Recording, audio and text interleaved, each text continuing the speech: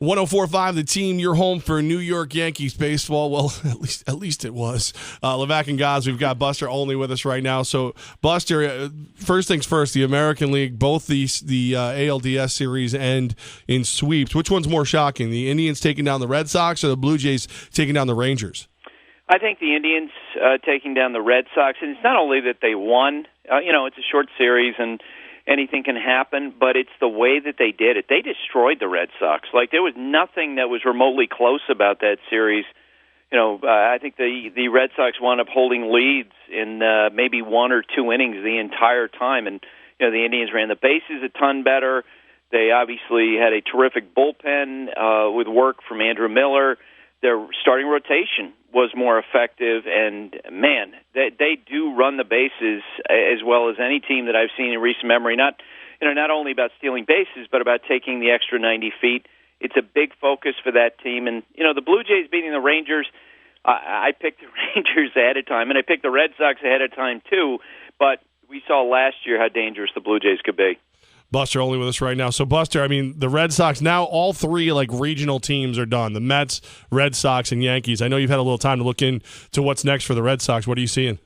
Yeah, I had conversations over the weekend with Dave Dombrowski, the president of baseball operations, and other people in that organization. And I think that, after last offseason when they did so much, that you're going to not necessarily see them be that active this winter. That, they'll do picket stuff around the edges that probably pick up some of the threads of conversations they had with the White Sox about Chris Sale, although they were so far apart. It was like the difference between Mars and Pluto, how far apart they were in those trade talks. But, the big question is going to be about David Ortiz and who replaces him in the lineup. And they have a candidate already in Pablo Sandoval. From all accounts, Sandoval looks terrific. He's got 3 years left on his contract. He's making $19 million a year. So the Red Sox will wait and see, if he can continue to stay in good shape and continue to do well with all that. And they believe in his talent still. And I think that going into spring training, you'll see Sandoval be a candidate for them at DH, and maybe Hanley Ramirez will get some DH at bats, maybe some other guys. But for the most part, their work for 2017 was done, I think, going into 2016. So what you're telling me, expect more of the same from the Red Sox, basically. Well, and they should grow because we know that they have this nice core of young players. And so, yeah, as a Yankee fan, you're not thrilled about the fact that Mookie Betts is, 23, 24, and Xander Bogaerts is really young. They should be a good team next year. Buster Olney joining us right now on 104.5 The Team. What can we expect in tonight's NLDS Game 5? Well, I think first off, Max Scherzer is going to be fired up. He's about as big a sports fan as you're going to meet in sports, who's actually playing sports. He runs all of the Nationals fantasy leagues, just as he ran all the Tigers fantasy leagues, the NCAA pool, the football league. All that stuff runs through Max. So not only is he, a fired-up personality, and he'll have a lot of adrenaline that he'll be trying to contain early in the game, but he also is going to understand this moment. Now, it is going to be interesting to see Dusty Baker and how he manages this, because the Dodgers have shown a clear vulnerability against left-handed pitching, and Dusty has exploited that with some of his relievers. So if you're sitting there, you've got a likely Cy Young Award winner in Scherzer, starting the game, and then you have this stable of left-handed relievers waiting. And I think one of the key questions in tonight's game is, when do you start to pull those levers and go for the left-handed relievers? Okay, so, Buster, I've been watching ESPN around the clock, and so much is being made of Dusty Baker's inability to win closeout games. He's 0 for the last 8. So, basically, if he pulls those levers wrong, he continues that streak. What do we say about him? Well, I tend to think that a lot of that, what happens in short series in October, getting attached to someone like Clayton Kershaw, I just don't believe, the narrative that this guy can't win the big one. Now, he's done better than that. I think Dusty's been a good manager. There have been a couple spots during his postseason history when it seems like he's made the wrong move, and it's been really crucial, but I wouldn't draw any larger conclusion from it. All right, well, so here's the deal on the show, Buster, and I think this might be the first time you agree with me in a long time. I've been saying he's basically a manager of the year candidate. I got guys over here going, if he loses his series, he's got to be considered to be fired. Wait a second.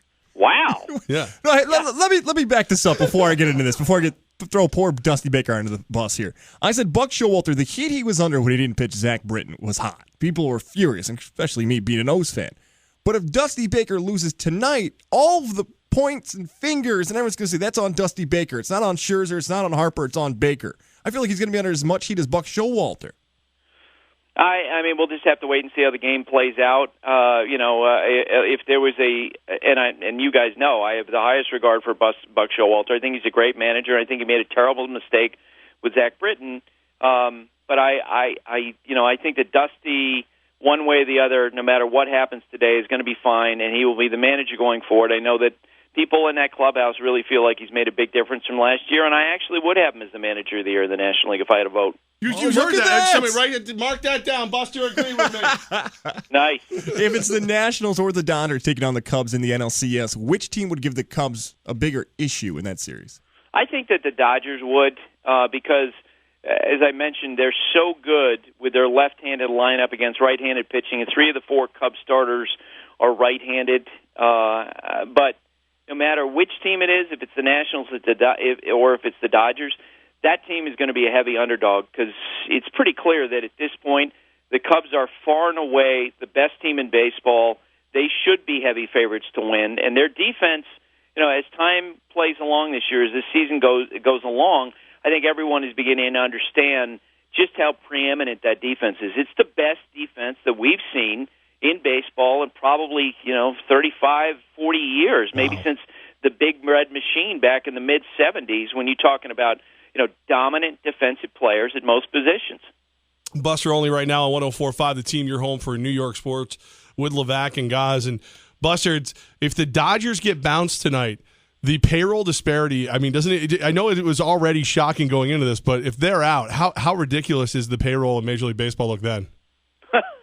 Well, I know this, is that there probably will be Dodger fans that will ask the question again, right? This is what we do every year. We got to get in the playoffs and we get knocked out in the division series. It seems like every year, and then they're going to be questioned. I know I'm going to write a piece about, sort of some of the choices that the Dodgers made along the way, but to your larger point about payroll disparity, just being around the Indians during that Red Sox series, it was noted to me that baseball still has a disparity issue. When you think about this, out of the lowest 16 payrolls in baseball, out of those 16 teams, only one team made the playoffs. And on the other hand, among the top 14 payrolls, 9 teams made the playoffs. The collective bargaining agreement is being worked out right now, and I can tell you this, a lot of small market teams are paying very close attention to what comes out of that.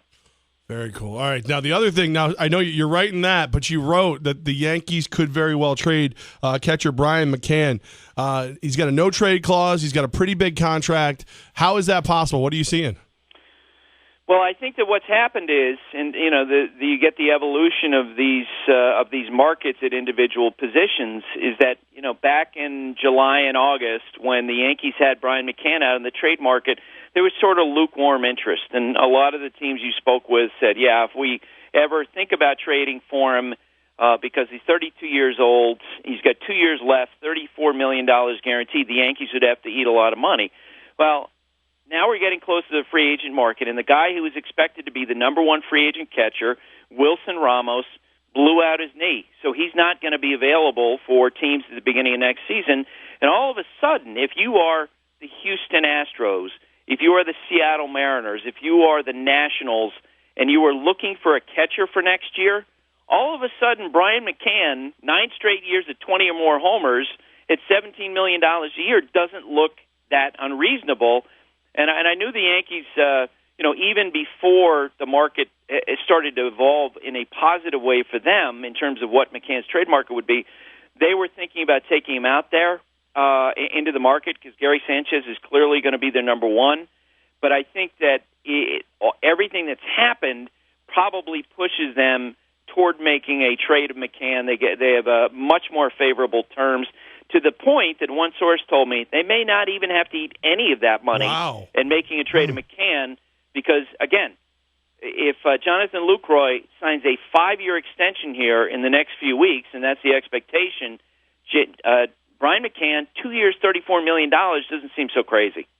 Buster, what are you making about the stories involving Tim Tebow in the Arizona Fall League? Someone has a seizure in the crowd and Tebow goes over. What have you heard about that whole recent events? I want to know if it's been just like changed through the media that Tebow became the savior in the situation. I didn't specifically make calls about what happened there. I read, just like you guys did, what happened. I'd say this. Every person, I don't know Tim Tebow personally. I've never spoken with him. I've never been on a set with him at ESPN where we work together. I've heard nothing but unbelievable things about how he is the person. Like, everybody loves the guy. He's a good guy. I do have my suspicion about, why he got such a quick Arizona Fall League invite. I suspect that they probably love having him there because there's a lot more tension on the AFL than there otherwise would be. And it also very nicely tees up the Mets to say, well, Tim Tebow, he played in the Arizona Fall League.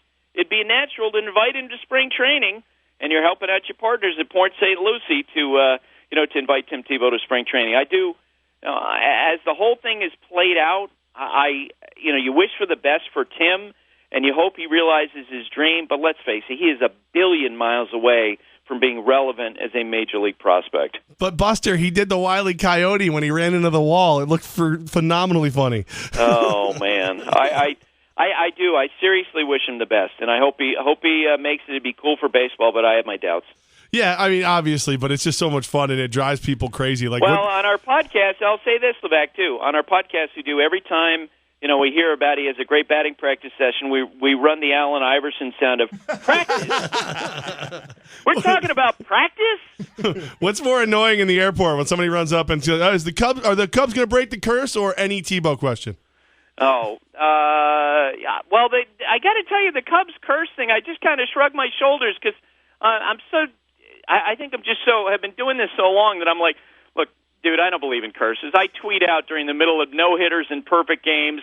Evil. I don't care about that stuff. If you want to think there's a curse, more power to you. I don't think so. I don't think Chris Bryant and Anthony Rizzo are spending all day going, oh, no, what about the Billy Goat in 45? Buster, you're headed to Cleveland? I am headed to Cleveland later today, getting ready for the ALCS. Fired up. Wow. Can you imagine that we are in a situation where the Cleveland area may have the NBA champions, the heavyweight UFC champ, and possibly a World Series champion? That would be amazing. And I was at the ballpark the other day in Cleveland when LeBron James and some of the other Cavaliers went out and they were leading the cheers. That was really cool. And it was really neat that they took the time to do that. And I love Francona's line. They showed in the middle of that game on the Jumbotron at the ballpark, Progressive Field, those guys up in the private box, and they're all posing, and they're all holding little plastic cups of liquid substance. And Tito's first thing was, I hope they're not driving home. Buster Olney, make sure you check out the insider information that he's got for you at ESPN.com. Check him out as the Indians begin their hopeful run past the Blue Jays. We're not Blue Jay fans here, Buster, in this area. So we're going with the Indians. Hopefully Indians Cubbies in my world. But we're looking forward to watching you bring the whole thing home to us. Well, I appreciate it, guys. Thanks for having me.